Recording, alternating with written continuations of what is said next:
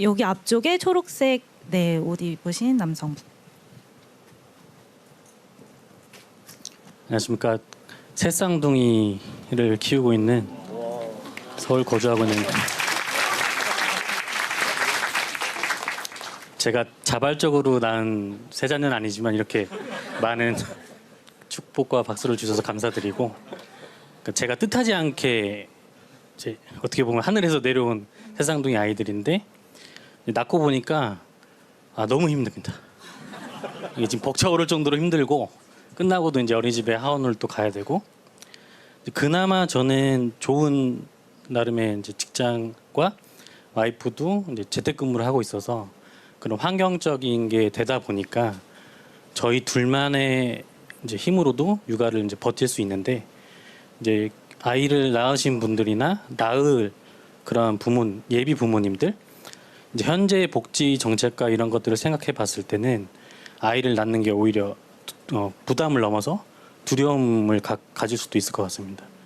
그렇기 때문에 이제 저출생 시대라고 하지만 이제 직접적으로 몇 년 동안 경험을 해본 바로서는 이런저런 복지 정책들과 이제 지자체에서도 정부에서도 이런저런 복지 정책들이 있는데 실질적으로 체감되는 그런 정책들은 많이 있지는 않는 것 같습니다. 뭐 예를 들어 이제 끼케야 뭐 공공 주차장 지원, 그다음에 전기, 수도세, 가스비 지원 나오는데 이제 처음에는 15% 뭐 20% 한다길래 그 정도면 되게 부담이 덜 되겠다 싶지만 한도치가 있더라고요.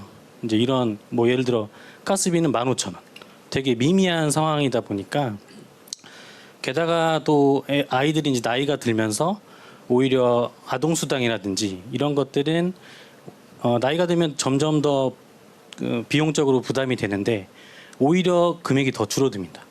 그러니까 오히려 좀 상식적이지 않은 이런 정책들이 아이를 낳고 싶어도 낳기가 좀 버거운 이런 실정들이 많이 있어서, 대통령께서는 이제 큰 거버넌스 측면에서 굵직굵직한 업무를 하시지만 또 반면에 예를 들어 이제 성남시장이나 경기도지사 하실 때 뭐 계곡 이런 사업들 보면은 되게 실생활에 체감을 가질 수 있는 이런 정책들을 많이 해주셔서 이제 저출산 대책위원회라든지 이런 그런 나라 기관에서 좀 더 실감적으로, 획기적으로, 파격적으로 체감할 수 있는 이런 정책들을 해주셨으면 저희가 아이들을 좀 더 편하게 키울 수 있고 아이를 낳고 싶은 이런 예비 부부들도 좀 더 편한 마음으로 아이를 낳아서 키우는 이런 선순환 구조가 될 수 있었으면 좋겠다는 말씀 한번 드려봅니다.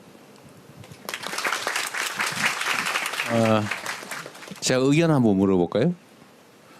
지금 제가 관심 가지고 있는 것 중에 하나가 정부 정책이 너무 종류도 많고 편차도 크고 그 찾아보려면 머리에 쥐가 날 정도예요.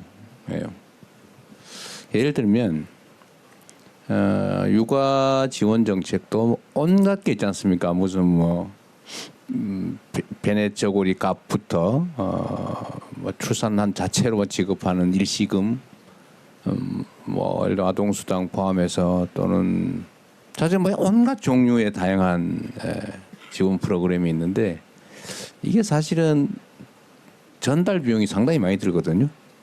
예를 들면 공무원이 업무도 처리해야 되고 뭐 물건 사서 주는 거면 물건도 사야 되고 그 물건 구매 과정에 부조리도 발생하고 나 이 물건보다는 차라리 현금 주면 더 좋은데 등등 이런 것들이 있어서 제가 고민하는 것 중에 하나는 이걸 통합해서 현금 지원을 좀 늘려주면 어떻겠냐. 이 사람들이 현금 지원한다 그러면 저를 자꾸 포퓰리스트 취급해서 그런데 예를 들면 뭐 물건을 사서 주면 안 필요한 사람들이 있잖아요. 그보다 더 기묘한 걸 살 수도 있는데 그걸 왜 정부가 선택을 해가지고 선택의 여지를 뺐냐. 차라리 그 예산으로 현금으로 예를 들면 지역화폐로 주든지 이렇게 하는 것이 낫지 않냐. 근데 본인은 어떠세요? 예를 들면 이런저런 막 온갖 명목의 복잡한 지원을 물론 이게 유용성도 있습니다. 꼭 필요한 사람만 제한적으로 쓰게 하는 효과도 있고 또 귀찮아서 안 쓰면 그만큼 재정이 절약되기도 하고 사실은 있는데 이런 걸 통합해서 그냥 내가 선택할 수 있게 가장 선택하기 좋은 건 현금이니까. 그렇게 하는 문제에 대해서는 좀 어떠세요? 전적으로 동의하는 바이고 최근에도 이런저런 복지 파편화에 대한 이슈가 기사로 접했었는데 결국 육아 이 부분의 문제 해결은 어떻게 보면 뭐 속물적인 말씀일 수 있긴 하지만 결국 돈입니다. 그렇죠. 물론 뭐 돈으로만 모든 게 해결되지는 않겠습니다만 가장 현실적인 부분이 돈이기 때문에 말씀 주신 꼭 현금 지급뿐만 아니라 말씀 주셨던 이제 지역 화폐로 쓸 수 있게끔 해서 지역 경제 활성화라든지 이런 시너지 효과를 낼 수 있는 그런 가장 체감적이고 네. 소름 돋을 수 있는 피부로 와닿는 그런 정책을 원합니다. 우리 정경 장관님 지금 복지 정책 숫자가 대충 몇 개쯤 돼요? 중앙 정부 것만 대충.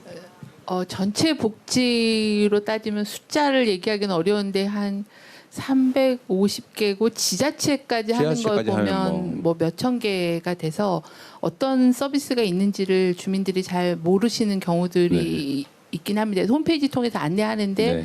이제 그런 것도 좀 맞춤형으로 하고 좀 통합하고 좀 단순화할 필요가 있다는데 동의합니다. 제가 전에 경기도지사를 할 때 이게 무슨 정책이 내가 해당되는 무슨 혜택이 있는지를 알기가 너무 어려워서 책으로 그 안내문을 만들어 그때는 뭐 이렇게 앱 이런 생각 못 할 때니까 책으로 만들어 주려고 할 때니 그 책이 두께가 너무 두꺼워서 제작비가 막 엄청나게 돈이 든다고 안 된다고 그래서 그건 못 했거든요. 근데 이게 예를 들면 중소기업 정책도 한성숙 장관 계시지만 마찬가지잖아요. 뭐 650개라든가 중소기업이 지원받는 정책이 도대체 650개 보는 데만 며칠 걸릴 것 같아요. 560개예요? 650개가 아니고 내가 잘못 기억했구나.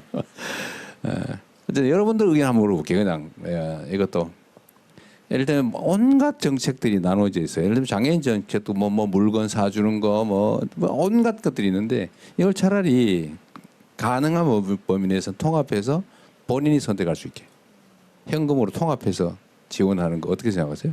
괜찮아요? 근데 혹시 이게 좀 다양하게 특성에 맞춰서 이렇게 세부적으로 하는 게 낫다. 이거 내가 질문을 너무 한쪽으로 몰았나요? 어쨌든 알겠습니다. 효율성이라는 측면에서 보면 너무 종류도 많고 복잡하고 선택하기도 어렵고 알아보기도 어려워서 지금 우리가 그걸 하고 있거든요.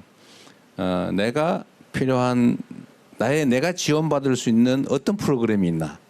예를 들면 뭐 거긴 창업도 있을 거고 금융도 있을 거고 예를 들면 육아도 있을 거고 교육도 있을 거고 막 온갖 거 있잖아요.